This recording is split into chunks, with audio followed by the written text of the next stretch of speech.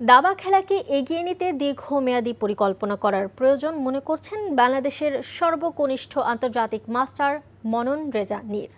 দাবাকে পেশাদার খেলা হিসেবে পরিচয় করিয়ে দিতে সংশ্লিষ্টদের বিশেষ নজর দিতে আহ্বান জানিয়েছেন অর্থাভাবে আন্তর্জাতিক টুর্নামেন্টে অংশ না নিতে পারা মনন।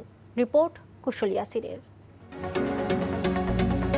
উপমহাদেশের প্রথম গ্র্যান্ডমাস্টার নিয়াজ মোরশেদের বাংলাদেশের সর্বকনিষ্ঠ আন্তর্জাতিক মাস্টার হওয়ার রেকর্ড ভাঙা মনন রেজা নীর প্রস্তুত হচ্ছেন এশিয়ান কন্টিনেন্টাল টুর্নামেন্টের জন্য। আগামী মাসে সংযুক্ত আরব আমিরাতে বসতে চলেছে এবারের আসর। মননের লক্ষ্য গ্র্যান্ডমাস্টার হওয়া। আন্তর্জাতিক আসরে যত বেশি অংশ নেবেন ততই সম্ভাবনা বাড়তে থাকবে, কিন্তু পৃষ্ঠপোষকতার অভাবে এগিয়ে যেতে বাধা।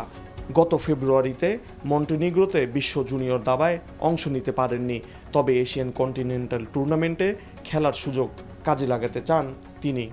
রিসেন্টলি আমি যেমন মোটামুটি ভালোই খেলছি, যেমন আমার রেটিং আগে ধরেন 2024 সালে আমার রেটিং ছিল 2285। দেন থাইল্যান্ডের একটা টুর্নামেন্ট ছিল, ওইদিকে আমি খুবই ভালো খেলার পরে আমার কনফিডেন্সটা বুস্ট আপ হয়। তো এটার পর থেকে আমি মোটামুটি ভালো খেলছি, যেমন আমি ন্যাশনাল চ্যাম্পিয়ন হই, ইয়ংগেস্ট ইন্টারন্যাশনাল মাস্টার হই। এখন দেখি কি করা যায়, আরও চেষ্টা করব। পৃষ্ঠপোষকতার অভাব নিয়ে হতাশা প্রকাশ করেছেন মাত্র 14 বছর বয়সে আন্তর্জাতিক মাস্টারের যোগ্যতা অর্জন করা এই দাবাড়ু। যে গ্র্যান্ড মাস্টার আছে 5 জন, তাদের যদি সেরকম ফ্যাসিলিটি দেওয়া হয় তখন আমি আশা করি যে স্কুলের যারা স্টুডেন্ট আছে তারাও অনুপ্রাণিত হবে। দাবার মাধ্যমে বাংলাদেশকে নতুন রূপে চেনানোর এই যাত্রায় সফল হতে সংশ্লিষ্টদের আরও আন্তরিক হতে আহ্বান মননের।